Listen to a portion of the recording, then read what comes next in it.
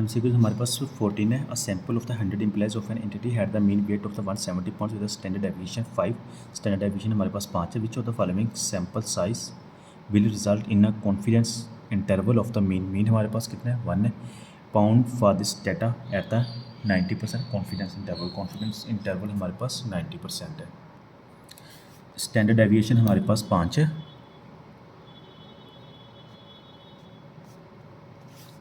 Mean हमारे पास ±1 है and N हम लोगों ने फाइंड करना है और कॉन्फिडेंस इंटरवल हमारे पास 90% है इज इक्वल टू 0.9. ठीक है, और एन की वैल्यू हम लोगों ने फाइंड करना है. तो हमारे पास फार्मूला क्या है? Z is equal to x bar minus mu divided by standard deviation over n under root. तो जी आपको पता है हमेशा हमारे पास कितना होता है? प्लस और माइनस. मतलब कि प्लस माइनस में होती है जी की वैल्यू. इट मीन्स कि डिवाइडेड बाय 2 करते हैं. डिवाइडेड बाय 2 क्यों करते हैं?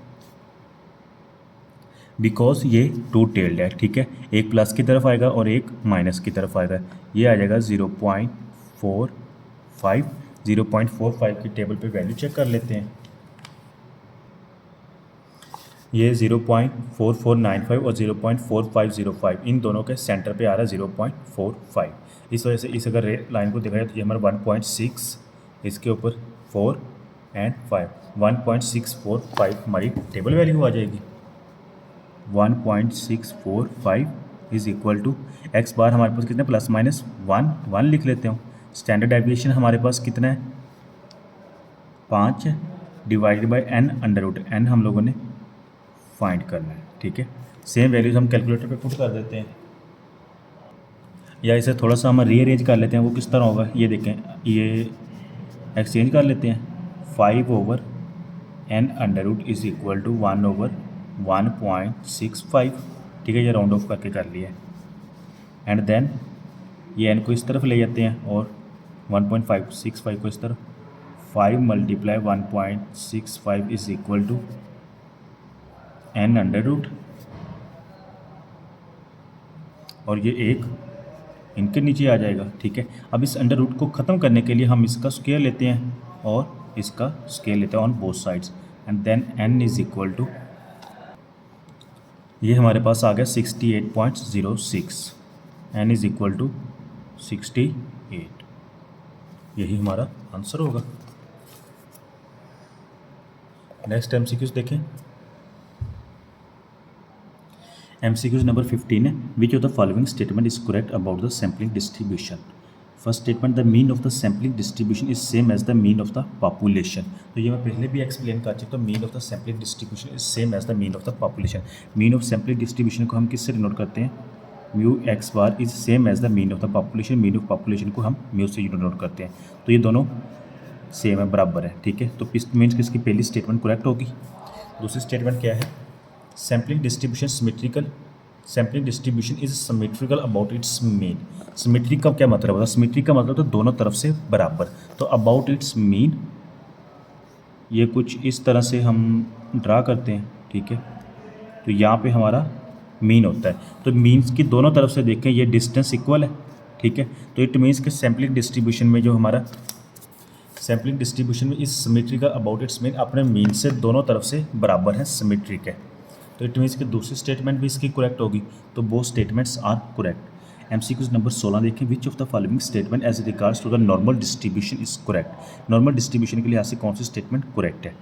Both tails of the distribution approaches and meet the horizontal axis at the finite but high value. But high value की बात कर रहा है और दूसरी बात कर रहा है मीट, मिलते हैं. इसका मतलब ये है कि ये जो हम फर्स्ट ऑफ ऑल तो ये वैल्यू नीचे की तरफ आ रहा है. उसने बात की है हाई की. इट मीन्स कि यहाँ पे बात कर रहा है, लेकिन ऐसा गलत है. ठीक है, ये नीचे की तरफ है. और दूसरी बात कर रहा है मीट द एंड्स. जबकि ये मीट नहीं हो रहे, आपस में मिल नहीं रहे, इनके में दरमियान में एक वक्फा है. ठीक है, इंटरवल है. तो इट मीन्स कि इसकी जो पहली स्टेटमेंट है वो तो गलत हो गई. दूसरी देखें. Sampling lower standard deviation leads to flatter curve. Lower standard deviation leads to flatter curve. एक बात याद रखिएगा, लोअर स्टैंडर्ड डेविएशन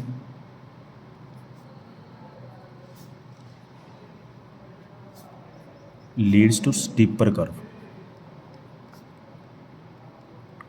कर्व और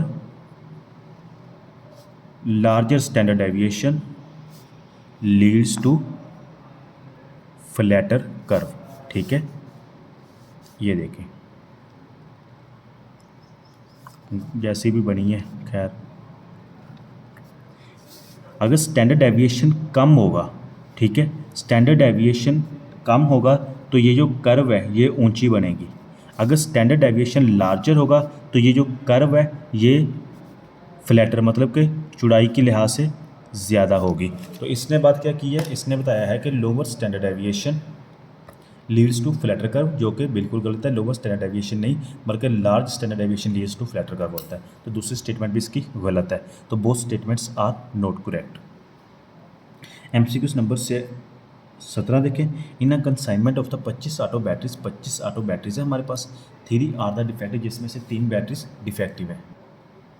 if a random sample of 5 batteries is selected, अगर हम 5 बैटरी का सैंपल रैंडमली सिलेक्ट करते हैं, the probability of having the exactly 2 defective batteries, probability हमने बतानी है कि इनमें से एग्जैक्टली 2 बैटरीज जो है ना वो डिफेक्टिव हो। ठीक है, अच्छा ये क्वेश्चन ना हाइपर ज्योमेट्रिक डिस्ट्रीब्यूशन का है। अब इसके बारे में थोड़ा सा आपको मैं बैकअप बता देता हूँ। हाइपर ज्योमेट्रिक डिस्ट्रीब्यूशन बेसिकली होता क्या है।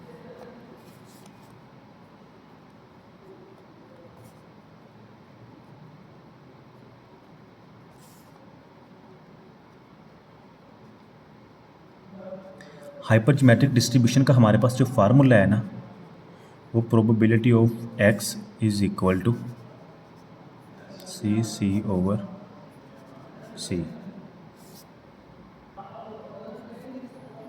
के एक्स एन माइनस के और n minus x n x.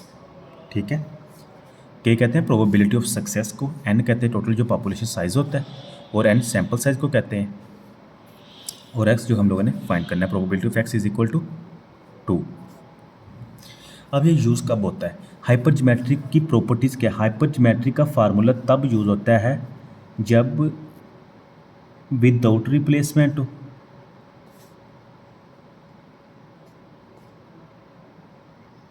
ठीक है, और दूसरी बात जब क्वेश्चन विदाउट रिप्लेसमेंट हो तो इसका जो आंसर है ना वो, या प्रोबेबिलिटी ऑफ सक्सेस कह सकते हो, probability of success changes from trial to trial. मिसाल के तौर पर 1 से ले 1 2 3 4 5 6 7 8, ये हमारे पास 1 से लेकर 8 तक डिजिट है। ठीक है, इसमें से मैं फ़र्स्ट ऑफ ऑल एक ट्रायल ले लेता हूँ 2 वाला। जब मैं 2 निकाल लूँगा तो पीछे मेरे पास इसकी प्रोबेबिलिटी ऑफ सक्सेस कितनी है, टोटल 80%। 80 में से मतलब कि हम कह सकते हैं कि 10% ना 2 आ सकता है। ठीक है, अगर मिसाल के तो भाई 2 मैं निकालूँ तो पीछे कितने रह जाएंगे, 1 3 4 5 6 7 8। अब हमारे पास डिजिट रह गए यहाँ पे 7। अब 7 अगर मैं कहूँ इन 7 में से अगर मैं मिसाल के तौर पर 4 निकालूँ तो इसकी प्रोबेबिलिटी ऑफ सक्सेस कितनी है, तो इसकी प्रोबेबिलिटी ऑफ सक्सेस बढ़ जाएगी।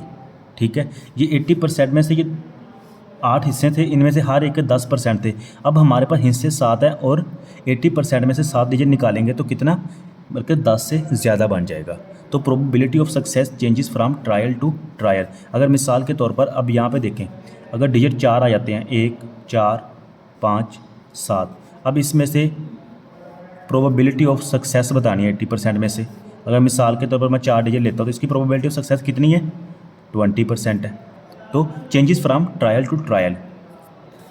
और दूसरी बात विदाउट रिप्लेसमेंट, अगर क्वेश्चन में मेंशन हो ठीक है, लेकिन अगर क्वेश्चन साइलेंट हो फिर भी आपने कंसीडर करना है कि ये विदाउट रिप्लेसमेंट है। अगर क्वेश्चन में खुद बता दे कि विद रिप्लेसमेंट है, देन आप लोगों ने लगाना है बाइनोमियल का फार्मूला।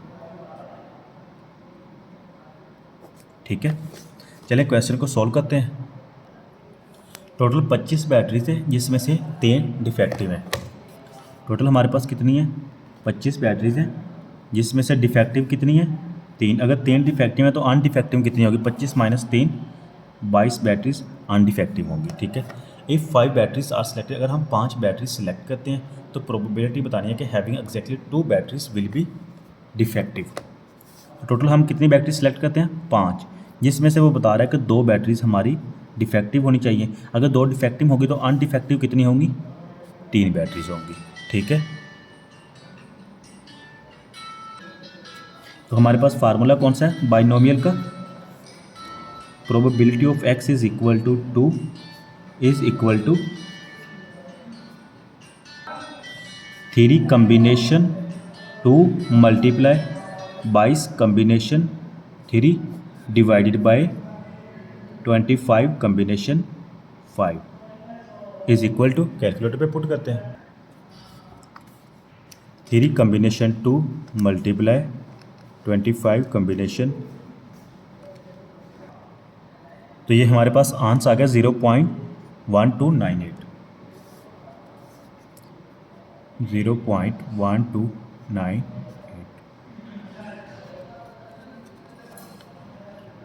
सी करेक्ट होगा।